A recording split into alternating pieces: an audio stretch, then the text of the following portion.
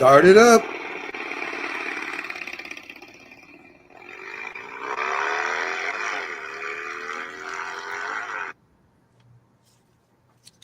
And a good morning, everybody. This is Keith Engle with Mac McGrath, and you are watching Start It Up on Northeast Streaming Sports. And I guess we're going to you, Mac. Sorry. No, I got the MLB first. Keith, go ahead and give us what you got. First. All right. I'm sorry. I'm looking at yesterday's thing. My bad. So yesterday, Major League Baseball, guys, lots of stuff to talk about. You know, as far as the scoreboard goes, Yankees find a way to get behind the A's, remarkably 4 runs yesterday, but do come back and win that game 9-5. So great. Another nice win for the Yankees, who continue just to roll through the American League East and all of baseball right now. Some other games around the league. The Nationals beat the Pirates 3-2. The Blue Jays trying to right the ship a little bit. They've been struggling lately. Beat the Red Sox, who have been on the other end very hot. They beat them 7-2. The Twins, in an emotional day, as they lost their pitching coach to the LSU Tigers. He's going to become the head coach of the LSU Tigers. And by the way, just as an aside, $300,000 is what the Twins were paying this guy. Even by any standards in Major League Baseball, that's a pittance. So they should probably be ashamed as an organization to lose this guy to LSU. And Sonny Gray, who won the game yesterday, was very emotional about him leaving. But they did win the game 11-1 over the Guardians. The Cardinals win 9-0 over the Marlins. The Rangers playing some up and down baseball, and we talk a lot of Rangers on my show because one of my biggest followers is a huge Ranger fan. So I talk more Rangers than I ever thought I would. Rockies 4-0 over the Dodgers. The Angels beat the White Sox 4-3, and the Orioles playing some scrappy baseball, Mac, in the East, 9-2. You know, they're not going to go anywhere, but they're fun to watch. They play hard every night, so it's an interesting dynamic there. Now, back to the Angels and the Mariners. The suspensions did come down from their ugly brawl or fun brawl, depending on your point of view. You get to watch a hockey game and a baseball game all together Sunday.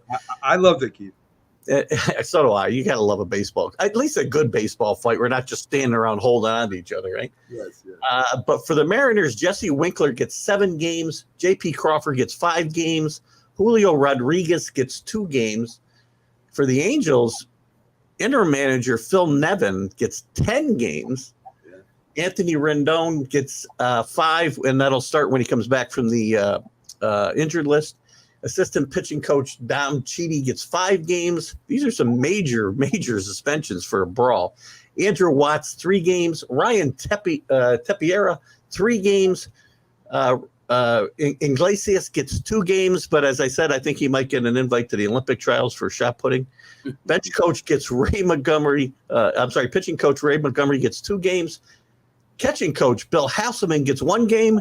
And probably the most interesting part of this whole list, the interpreter for the Angels, Manny Del Campo, gets 2 games, and probably a record for Major League Baseball, the interpreter getting a 2-game suspension for a brawl.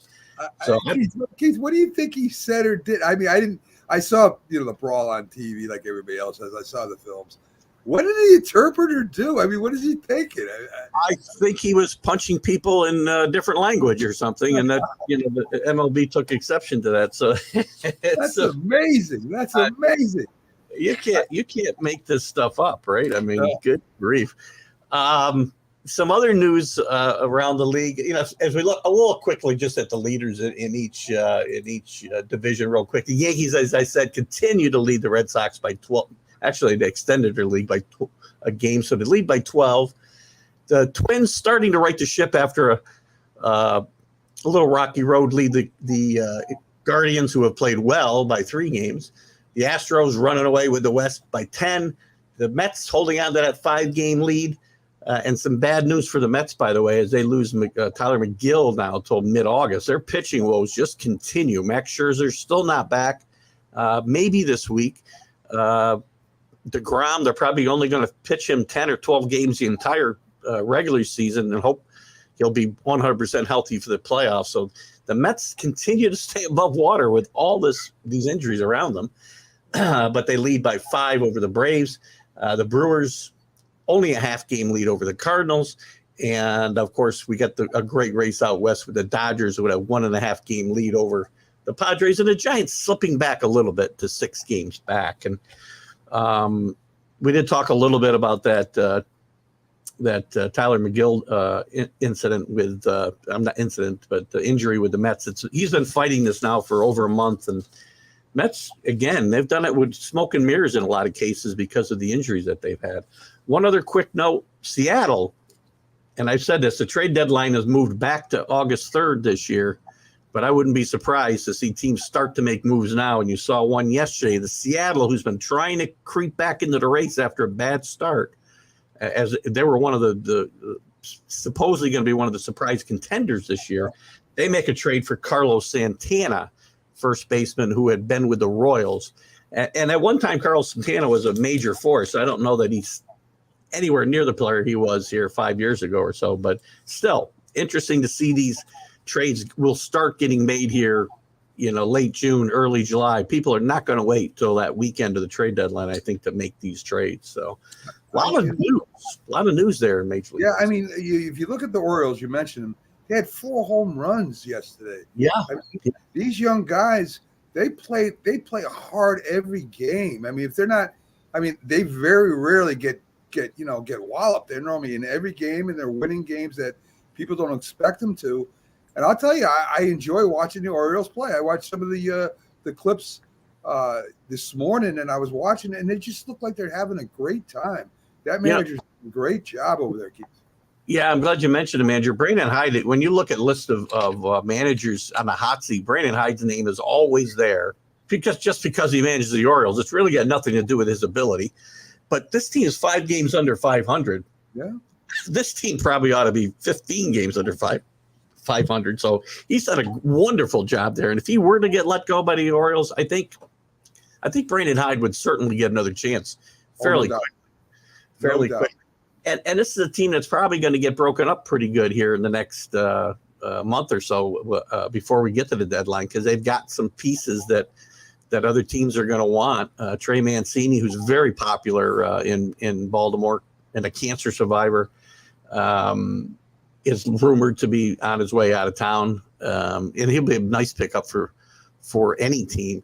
And of course, I think everybody on that team could get traded except maybe Cedric Mullins. I think is probably safe, but the Orioles are just such a horribly from a upper management standpoint, they've just been a horribly run organization for a long time.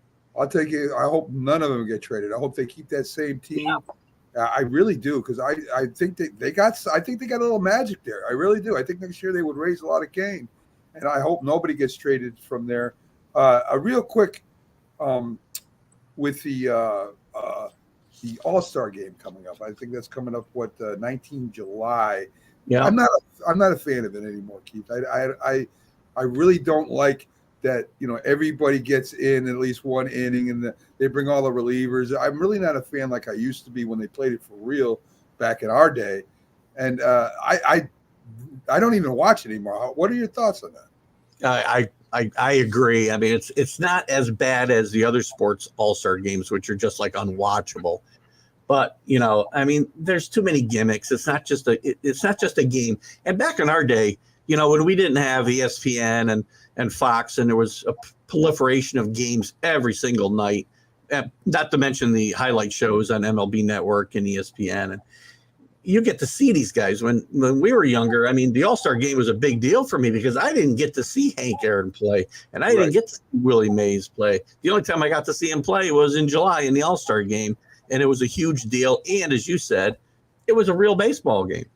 There was a lot of pride, and that's all they were really playing for. There's a tiny little check they might get, but they were playing for pride. In the National League, when I was growing up, just dominated the American League for like 2 decades.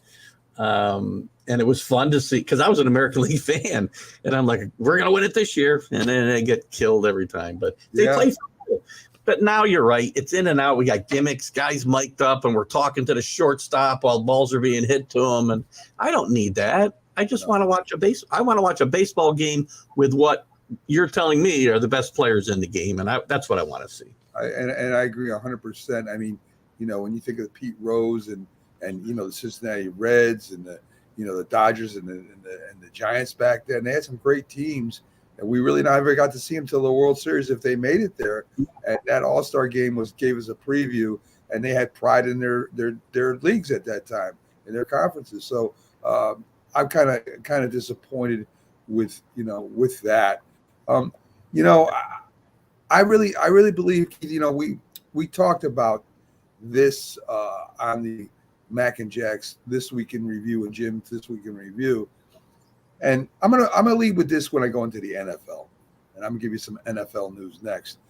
We talked about coaches and players having to talk to the media right after the game, especially a loss.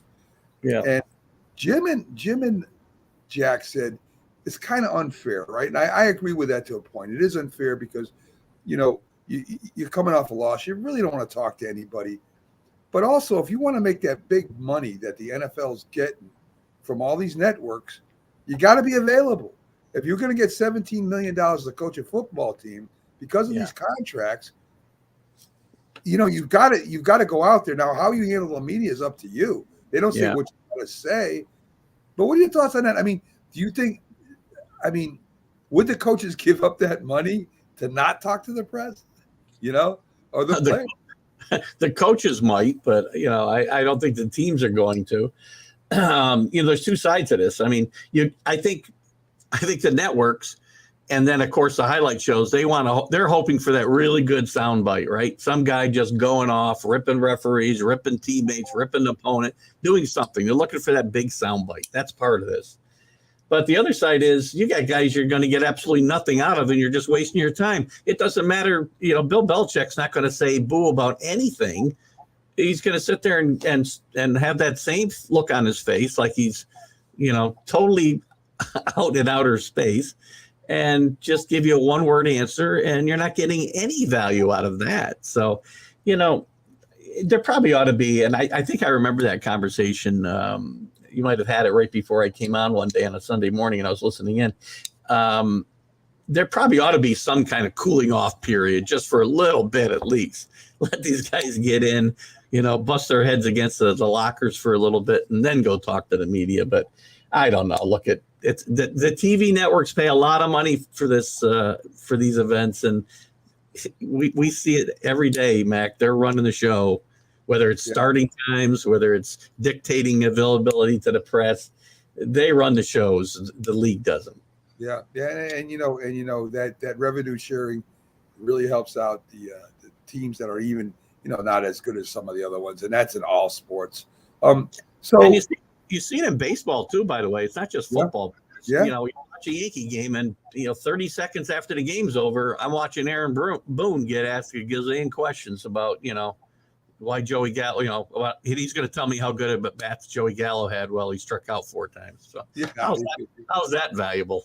I know it's awesome. So the NFL informed Deshaun Watson today. At first, they were going for indefinite. That was the first thing they were going to do. Yeah. Now they've changed it to a 1-year suspension. Sue Robinson will hand down the official punishment today. There's no timetable on when Deshaun Watson has, to submit his appeal with the NFLPA, who's defended him, of course. And if he does appeal it, then it goes up to Goodell, and then he has final say. So, what are your thoughts? You're talking a 1-year suspension. The Cleveland Browns will have to play without him for 1 year. I think they saw this coming, the way they structured his contract. Without him for a year, though, the Cleveland Browns, go from maybe a favorite down to maybe 3rd or 4th in the division. That division is pretty strong.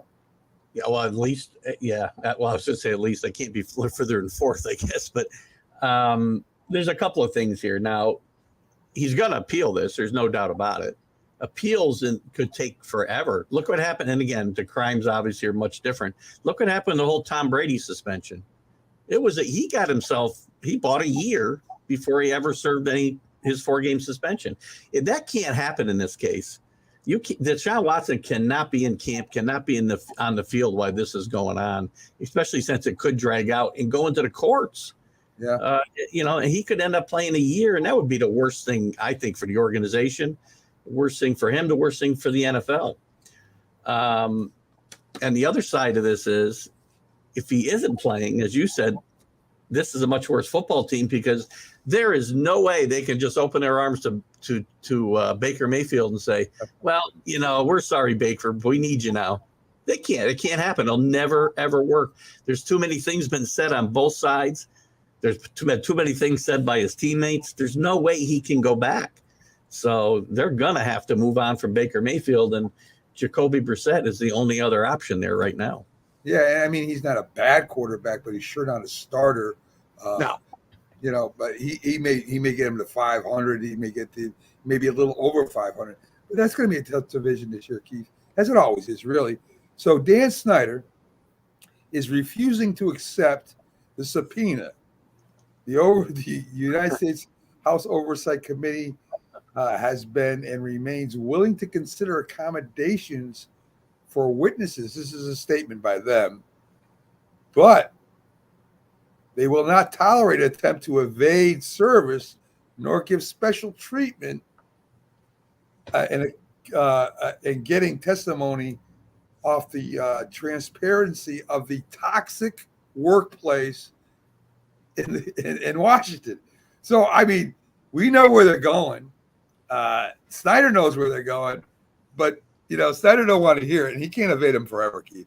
No, you can't. This is a congressional subpoena, and if you want to look at a parallel event with what's going on with the hearings for the January 6th incident in Washington, I won't call it anything else and get myself in trouble like Jack Del Rio did. When Banyan wouldn't appear, he was arrested eventually. I mean, he was able to evade him for a while, but they ended up taking him into custody because he's in contempt of Congress. Right. And that's not a charge you really want. I mean, I suppose with Daniel Snyder, he just added to the list of other charges, but he cannot run and hide forever. I mean, I don't know how he's doing this. Is he moving around so they can't find him, or they show up and he just refuses to accept the subpoena? No, I'm not Daniel Snyder. I'm his twin brother, Tom. I don't know what. I guess his lawyer has been kind of saying he's here or he's there. He can't do it. The first time that he received the subpoena, but that's not going to work again. As the committee's putting its foot down, he's going to come in. He's going to testify. And wow, that's going to be something. That's going to be something. Again, another sideshow that the NFL doesn't need, right?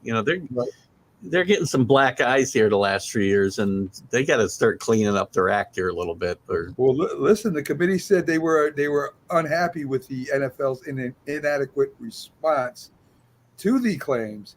So after Goodell went and already did his testimony, they've already formed an opinion on what he said. So, yeah. I mean, this is going to be fun. So, Marlon Briscoe, the first black quarterback, dies at 76. Forgotten. People don't remember that either. It's a great name. Listen, the 6 games he started, he did very well in 2. Of course, the Broncos ended up not starting him after that. I don't know why. He did end up getting traded to the Dolphins. He played as wide receiver there. He was with them with the 2 Super Bowls. But played with the Bills before that too. Right, yeah. That's true. Very true. Yeah. I'll tell you, Keith, if you go back and look at his stats, I mean, we're talking over 300 yards passing. We're talking a good percentage. He did run with the ball, of course. But people, they talk about Warren Moon, they talk about these other black quarterbacks. But Briscoe was there first, and Denver had the guts enough to at least start him for 6 games when nobody wanted the black quarterbacks to be, starters at the time. Back at ESPN, I believe it's ESPN has it's either 30 for 30 or another one of their documentary series that's about the evolution of black quarterbacks in the game. Marlon Briscoe is was heavily leaned on as far as information in that documentary, and it's very interesting because, as I started to say, he's forgotten in this whole thing. I think guys like James Harris are remembered more than Marlon Briscoe, and even he's forgotten a little bit. I think Doug Williams is where people think the evolution started, Yeah. and for that, and it is he is an interesting case in the fact that he was having success, and then they moved him out of there. So you wonder what kind of pressure they were getting. That wait a minute, we can't have this. Yeah, you can't win a championship with a black quarter. What are you doing? Right. I mean, that's what it was back then, and it's a shame. But I mean, for the 6 games, Keith, his stats are really good. If I don't know what I would have done as a GM and owner back in that day. I mean, maybe you fold to the pressure, and these people coming out to sponsor you or come out to watch the games, or maybe give you money to help run your organization back then. So I don't know. I don't know what I would have done, but I like to think that I would start him anyway. Yeah, it's when you look back at it, it's amazing that he got that chance at that point in time. Because if you're a black quarterback coming out of college, your choices were to become a wide receiver or defensive back or go to Canada. Canada was accepting at that time. And a lot of good quarterbacks, like Condredge Holloway's a guy that comes to mind out of Tennessee. He never had a chance to play in the NFL. He went directly to Canada, had a really good career up there, and just never got a chance. And, guys later on like Doug Williams, Warren Moon showed that, the NFL had missed the boat here for quite some time before they actually saw the light. Well, the team that you're a big fan of, the Patriots, they're especially Edelman. They're kind of sounding off, on his podcast about Jimmy Garoppolo, how he used the B word a few times, maybe 18 or 20 of them. And, they said that he's kind of the kind of quarterback that if he gets hurt, he's not going to play. San Francisco maybe is finding that out. I don't know. But I don't know if I was a former player on a team with another player that's going up either to stay at one team or move to another, if I would say anything until after it's done, because, it's still a brotherhood, Keith, right? I mean, you guys still play together. You're still competing at the highest level, and you're still, whether you're friends or whether you're enemies, you're still part of that brotherhood. I don't know if I would say anything until after some kind of deal was done. Yeah, it's a tough situation because a lot of these guys, and I'm sure Edelman's in this position, they're angling to get themselves a TV job, right? And they're not going to get TV jobs if they aren't willing to take shots at people they used to play with or played against, and that's always the worry. A lot of great players who we thought were going to be great broadcasters. I remember Joe Montana getting a boatload of money thrown at him by NBC to be a commentator, and he had nothing to say because he wouldn't bash any players. Right. He stuck to the code you're talking about, and he washed out of there quickly. So as long as networks are going to go after ex players, they're going to be expected to take these types of shots, and whether it's right or wrong, I think is up for debate. I'm not surprised at Edelman. He's not a guy who really keeps his opinion to himself anyway. So, like at the same press conference, or one of the same press conferences, he dropped a little hint that, maybe my career's not over. Could go south and play, Yeah. You could see him and Gronk in the Tampa Bay not in training camp later on. I don't think they want to go to training camp. I don't think either one of them may be retired forever. You'd probably see him at the local club is where you'd see him if he went down there. That's where they're doing their working out. Yes. Yes. They're curling drinks. So Le'Veon Bell is signed to fight Adrian Peterson, scheduled for 3rd of July in a celebrity fight card. Listen, Le'Veon Bell had a shot in his prime. He was projected to go to the Hall of Fame. I don't think he's going to even sniff the Hall of Fame. No way. Adrian Peterson, of course, Hall of Famer, no problem. And if Le'Veon Bell boxes the way he played football at the end, Adrian Peterson is going to kill this man. I would think, especially if this may not be a correct thing to say either, but I don't know if he's going to be allowed to bring his switch into the ring or not. But you're right. I think Le'Veon Bell, I don't know what he's thinking here. He may need hospital attention or medical attention after this. There's a trend in this too. I mean, Frank Gore just fought ex-NBA player Deron Williams, I think, recently. I don't know what the result was. But this is becoming for a while, celebrity boxing was a big thing. Now it's becoming something again with the former sports stars. So, and you being attuned with boxing, as we talked about yesterday, a little better than I mean, this is something people want to see. I mean, are you going to pay money to watch that? Yeah. Something out of curiosity, the new generation of boxers, I'm old school when it comes to boxing, like everything else in sports, Keith. I want to see two legitimate fighters fight. But the newer generation loves the social media attention, and Jake Paul brings it. I mean, some people say it's good for boxing because it keeps it out there. Others say it's bad because it's not really fighting. I guess you go either way with that. But it is interesting. And speaking of Jake Paul, he wanted to bet Tyson Fury's older brother, Tommy, half brother, is going to fight Jake Paul. And Tyson Fury bet $100,000 that his brother would beat Jake Paul, of course. But Jake Paul fires back and says, listen, you made all these millions of dollars. All you're going to bet is $100,000. And, kind of ribbing Tyson Fury. And Tyson Fury came back and said, okay, I'll bet you $1 million my older brother will beat you. He says, I don't even know if you have the money.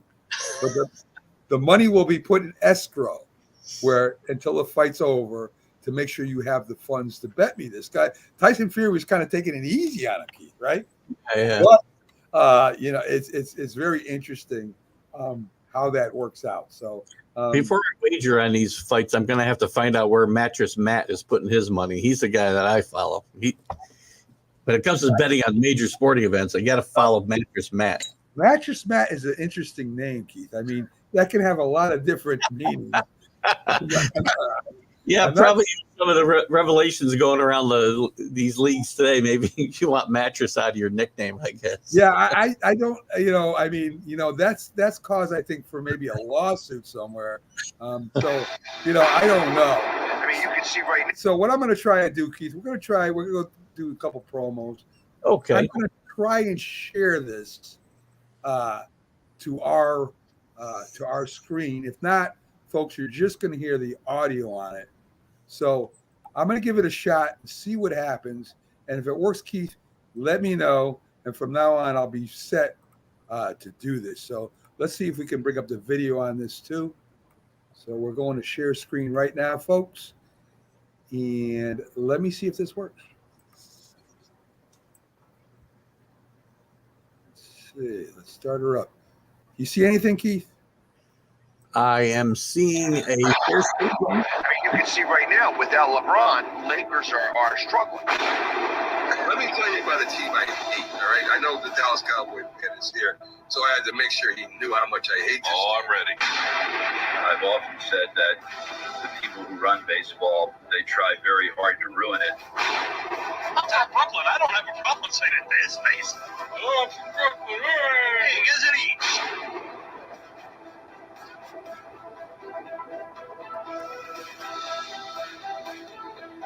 So I don't know if it worked. Did it work for you, Keith? It did. It was buffering pretty good, but it did play. It did play. Holy cow! I think we got something here. So I'm not sure what the buffering is about, but it was a little choppy. So, now you're gone. Well, we lost Mac for a second. He's probably filming another promo. So this is Keith Engle, and you're watching Started Up in the Morning with myself and Mac McGrath, and I'm sure Mac will be right back. Let me get back in here. When I try to do something, it's just crazy. So, like I said, I'm trying to learn how to use this as far as, because this is not the normal share where you can share off a video file from YouTube. I'm going into a different file to try to share this. So that's why go ahead. Yeah, we don't want to get into a technical conversation and bore our fans anymore. But when you sent me that file for that and for the Dream Ride experience and all that, I just downloaded that file onto my computer and then uploaded it to to StreamYard, and it plays perfectly. Yeah. Okay. So it might be just the way you're doing it. So let's just go and see if we can do this dream ride real quick. I mean, I know I'm taking a little bit of time, folks, but bear with me because this is something new for Keith and me. So this is the AV club section of the show. Everybody. Yes, this is. Well, let me do this because I don't want to take too much time up with this.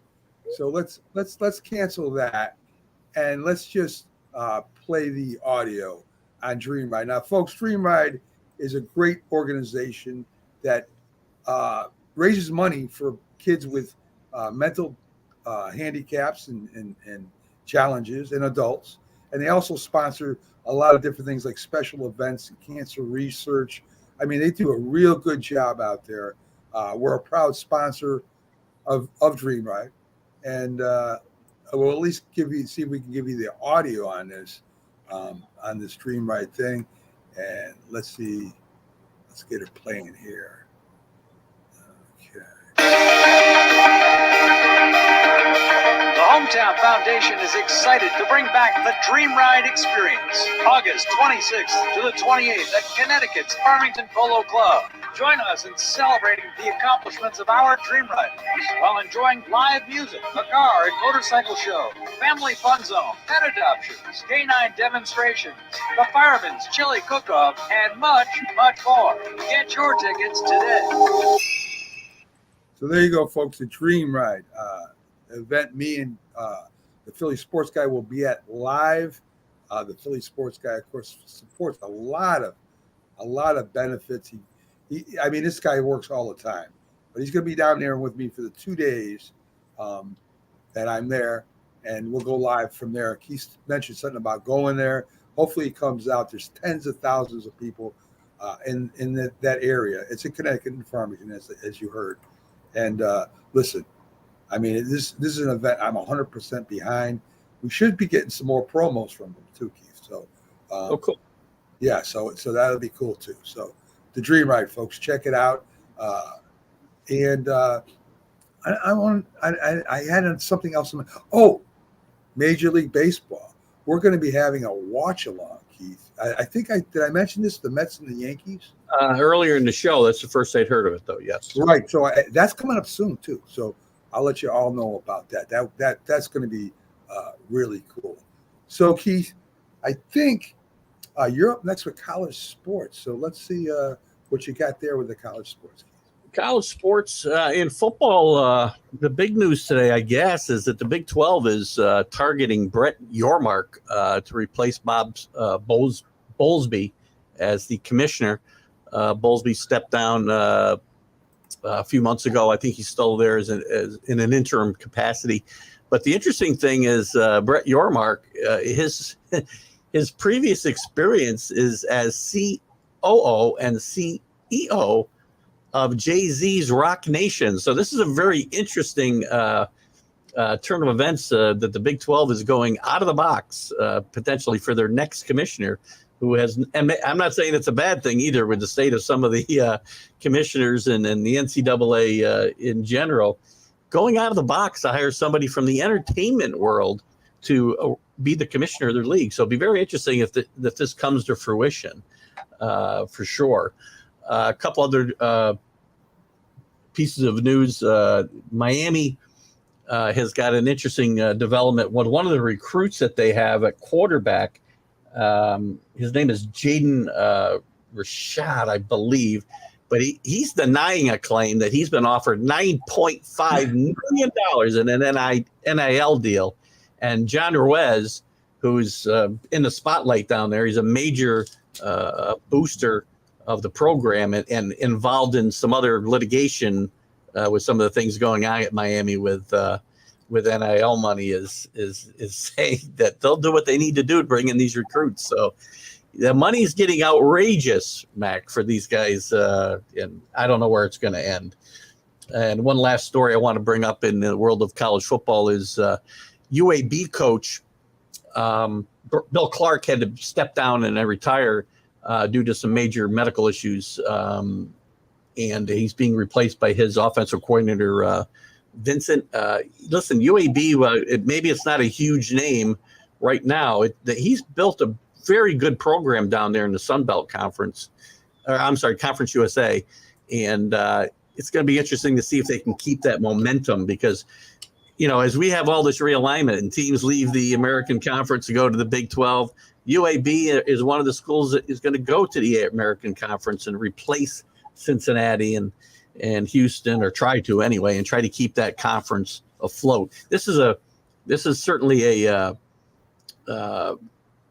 the chain effect. Or what am I trying to think of? There's a whole God, I can't think of the word I'm looking for. Butterfly effect, Keith. Butterfly.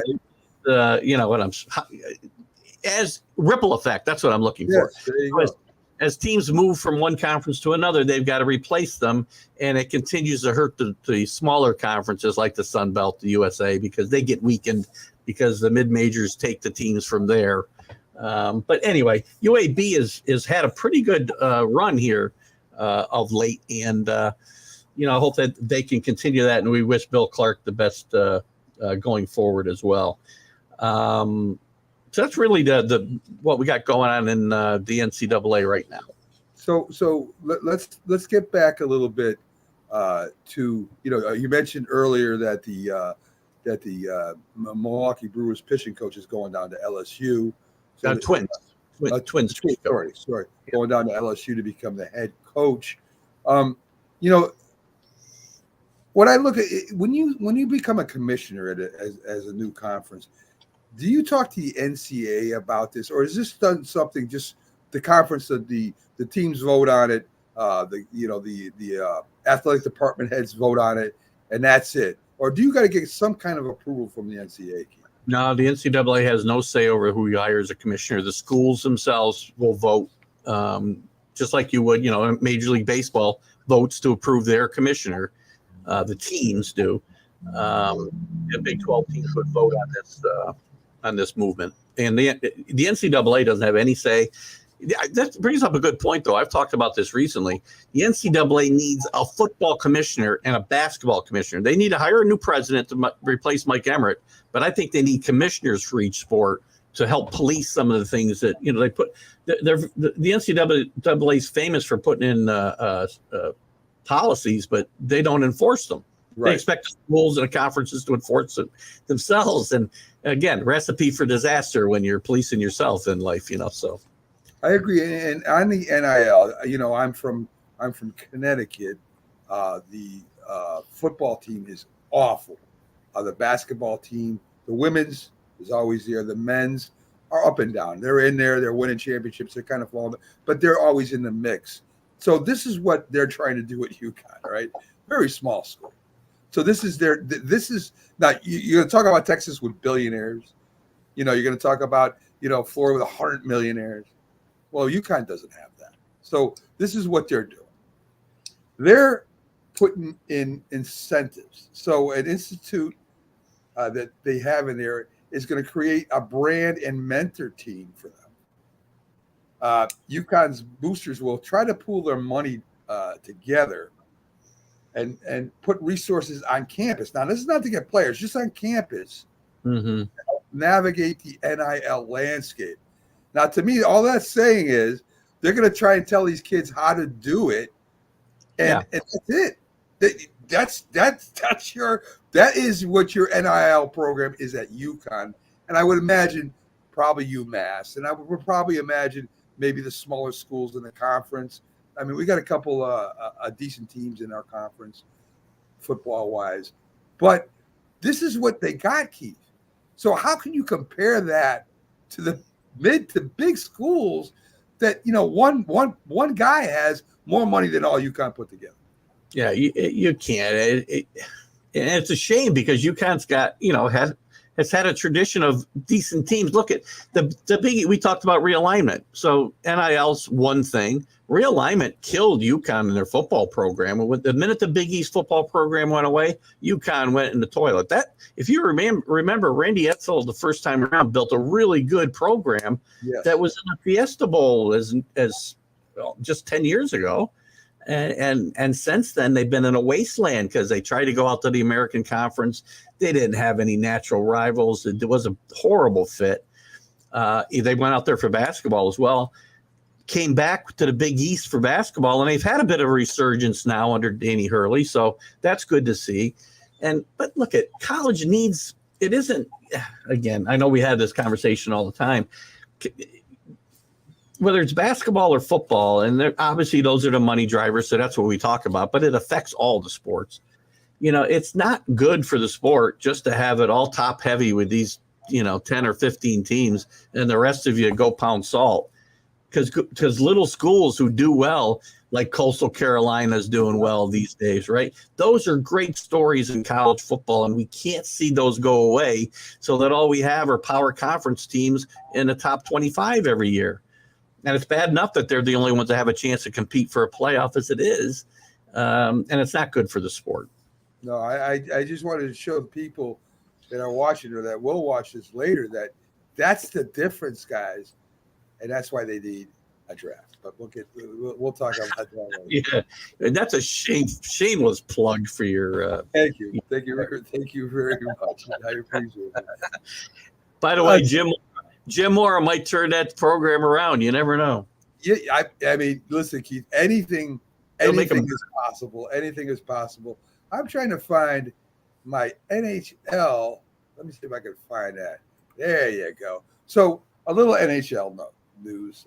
We can, we know as soon as the Stanley Cup is won, you're going to get the odds for next year. So I'm going to give you a few odds, Keith, where you can either go down to Vegas if you got time and your wife don't mind and make a bet, or you can do it online now. So they made Vegas alone, just an FYI. Yes, I don't know if I would go. I'm scared to go to Vegas now. Okay. So the Avalanche is already the favorite at plus 400. The Lightning is at plus 900. The Maple Leafs are at plus 800. The Panthers plus 100. The Hurricanes 1,400. The Knights 1,400. The Rangers at 2,000, which to me is kind of a surprise. But I mean, if you want to take a long shot, Keith, and the Coyotes might be one that could pull this off. The Canadians and the Coyotes are plus 15,000. So if you take, $10, you might make $150,000 if that happens. And $10 is a bet, right? Yeah. And I think I would probably put a couple bucks on the Rangers, to see if they can keep going. So, I mean, it's interesting how right after the Stanley Cup is done, bang, you can bet right away on next year. So I wanted to future bets. I mean, I could probably bet the Super Bowl winner for the 2025 season if I look hard enough on DraftKings. You might be able to. I mean, will Bill Belichick give a real comment during a press conference? I think they have odds on that. Actually, there's a coach of the year they've got out for this coming year, and I think like Ron Rivera was one of their long shots because he's plus 3,000. So right, and hockey did reach a record high in sponsorships and money and revenue. They're predicting it. They don't have the exact numbers yet, but it's easily $5 billion or more. Good for them. I mean, I want hockey to get out there more because, even if it's an original sport, we know that, you really don't care what's happening in LA if you're in New York. But when there's a good hockey game on, I'll stop and watch it for a few. And if it's really good, I'll watch the whole thing. So, I mean, I'm glad that hockey's finally starting to get a little bit more appeal and that the players, get a little bit more money and they're very loyal and very, to their sport. So good for hockey. I'm glad that they got a little bit of due this year. Yeah, and they're doing a better job of presenting it on TV. One of two of hockey's problems have always been it's very regional sport, right? So that's why it was so hard for them to get a TV contract. As you said, people in New York don't care about what's going on in California. They care about, who they're playing. They care about Rangers and Bruins and Rangers and Flyers. That's what they care about. And the other thing was that it never really translated on TV like it does in person. And I think they're doing a better job of it. They tried some gimmicks for years where they highlighted the puck, and that was just a bad idea.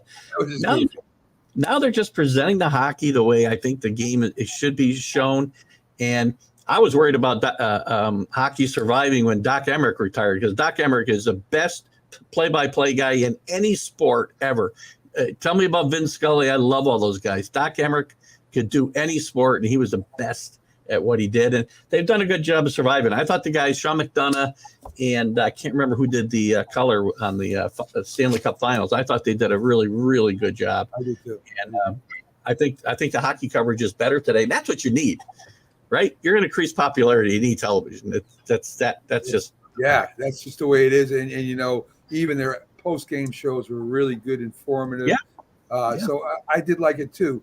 One last thing, of course, you know, the Avalanche dented the Stanley Cup, you know, within 30 seconds after getting it, as they fell out on the ice. It's been dented before, but you know, I think that's the quickest dent in the Stanley Cup ever, and one of the greatest awards ever, because you don't keep it, buddy. You got to keep winning, and that's something I would love to see in other sports. You know, they come in, they take the Patriots trophy and say, well, if you want it, you got to win it again next year. That would be awesome. I don't know. But anyway. And the fact that they'll get to have it for like a day, right, and do what they want with it. That's cool. Also a little disturbing if I'm getting it, you know, I don't know what you've been doing with that before I got it. I know. They're at least kissing it, Keith.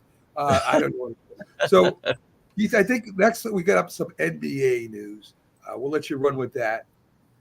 The NBA, what we got going in the NBA? Well, Kyrie opted in for $36 million. I mean, he didn't have a lot of other options. The way I understand it, he had his agent's trying to say he had other options, but really, from what I can decipher, his only other option was hopefully the Lakers would get interested, and the most he was going to get if he went there was $8 million. Right. Kyrie was never going to do that, right? And Kyrie also, by the way, true to Kyrie form, once he signed, he had a brilliant, you know, quote that he had to put out there. And he did this all by social media, by the way. And he said, normal people keep the world going, but those who dare to be different lead us into tomorrow. I made my decision to opt in. See you in the fall. Maybe we'll see you in the fall. But, you know, Kyrie, talking about normal people, you talk about somebody who really has no real world experience being a normal person. Kyrie is it. Yeah. But now he's in. The Nets have to figure out what to do here. By the way, a trade's still not out of the realm of possibility. It probably is with paying him $36 million. I don't know who's taking on that money. When the Lakers were the only other option. So we'll see what happens there. One other quick note in the NBA, John Wall. It looks like he's set to sign with the Clippers once his buyout is complete with the Rockets. John Wall's, you know, came into this league with great fanfare. He's been a good player in the NBA. He's never turned in, I don't think, what they thought he was going to be, and he's kind of making he's in that part of his career where he's making his way around the league, and maybe it'll help the Clippers, but you know, another team that's always kind of got a little bit of a mess going on, and they're never quite good enough to get over the top. We'll see if John Wall can help them out. Other than that, not a lot of other stuff going on in the NBA, so we'll pass it back to you. So what I saw a story real quick, Keith, about the Denver Nuggets and their draft choices. One, you know, they're both from different worlds. One's, you know, from, I think it's from is it Duke? No, UCLA, one and done. And then you got a guy coming over, Braun Kuchamp, I think is his name. I think he's from a different league or maybe overseas. I didn't see the whole story, but it's nice to see that, you know, the Denver Nuggets are still trying to build from within, and that's what I like to see. I like to see them picking up people that from different cultures, but could give you a different aspect on the floor. And I think the Denver Nuggets are going to be better next year, Keith. You know, the Nuggets have been, gosh, I mean, they've had a lot of seasons in the last decade or a little better where they're really good, but they're not good enough, right? And maybe now with the NBA starting to copycat a little bit what the Warriors have done. The Warriors have done a lot. You know, their core guys were guys they drafted, and then they surround them with some peripheral talent. But I think there's a lot of teams that are going to look to go this way and get away from that.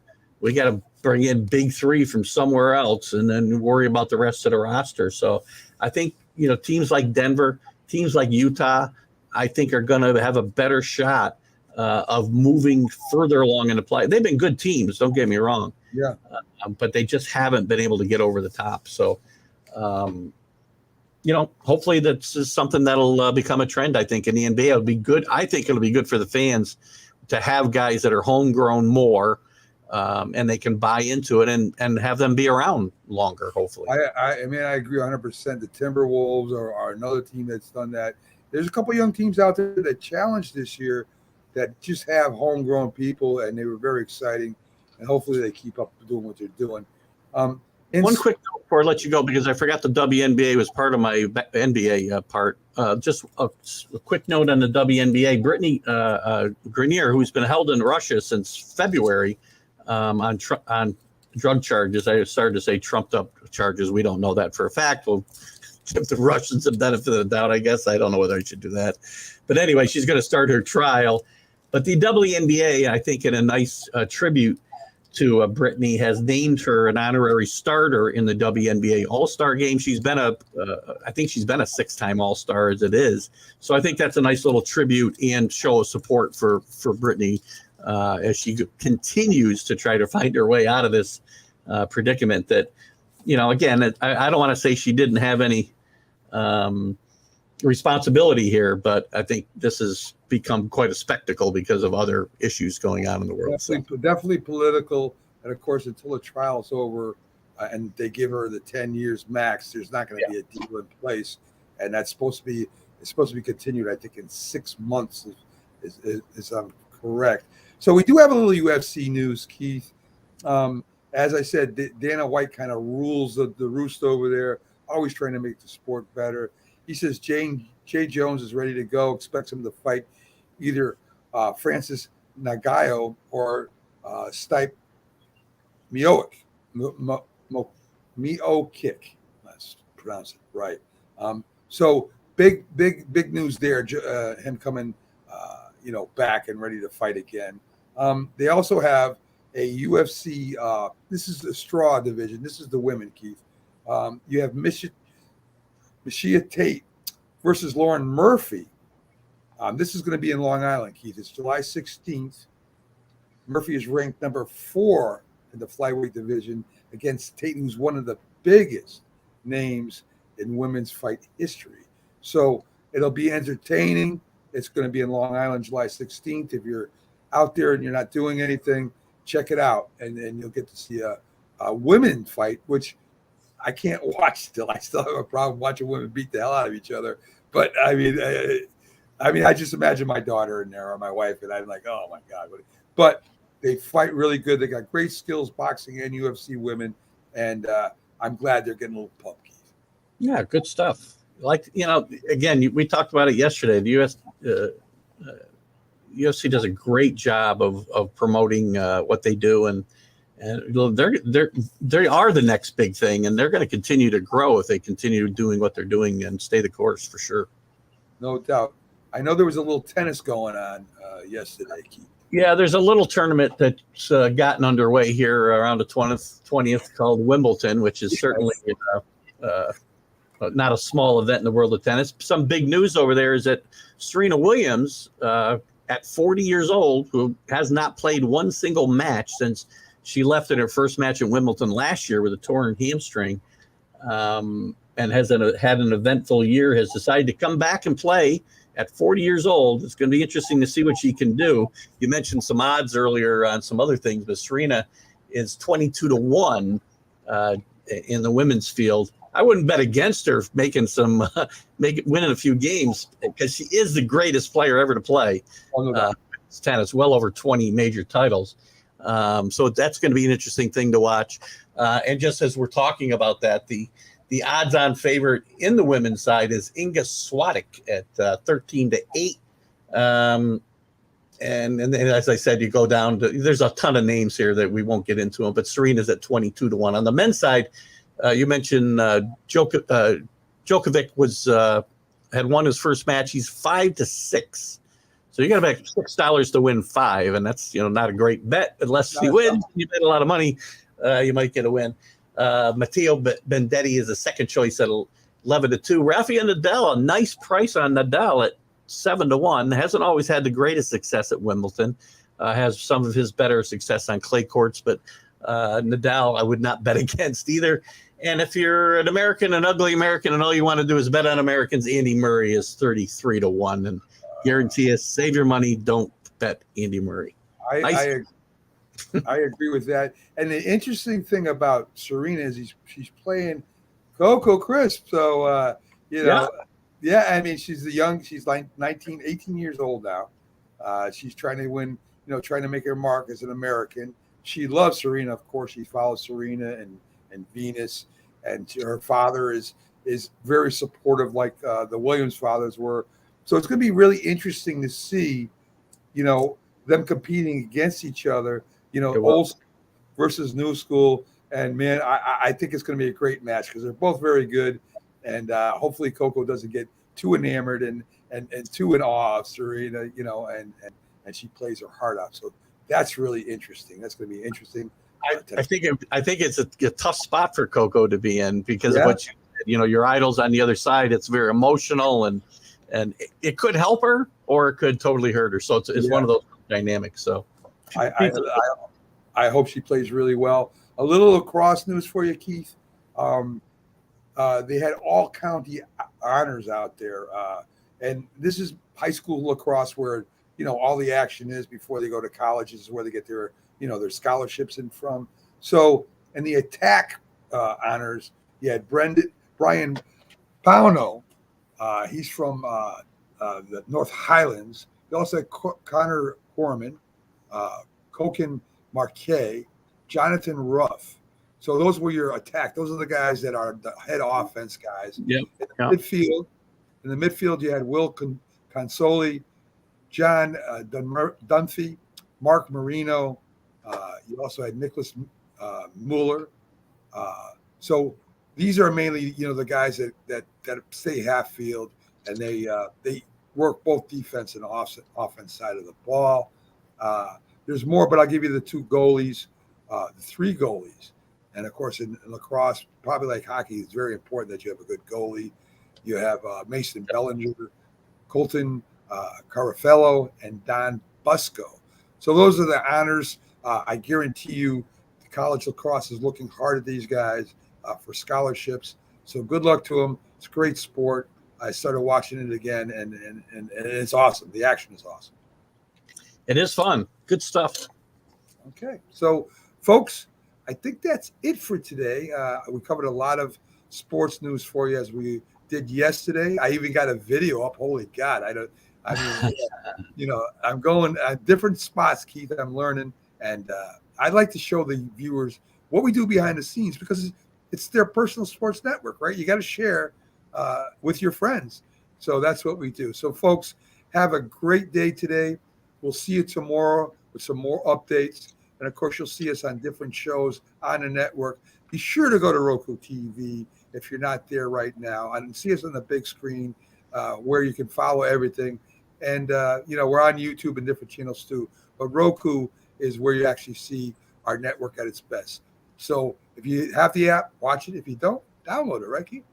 Absolutely. Absolutely. Doing a great job, Mac, promoting the Roku and the network in general. And kudos to you and the rest of the guys who have helped bring this along. Well, you're part of that. You're part of that group, Keith. So thank you too. Guys, have a great day. We'll see you tomorrow. I started up with Keith. Have a great day. Yes, sir.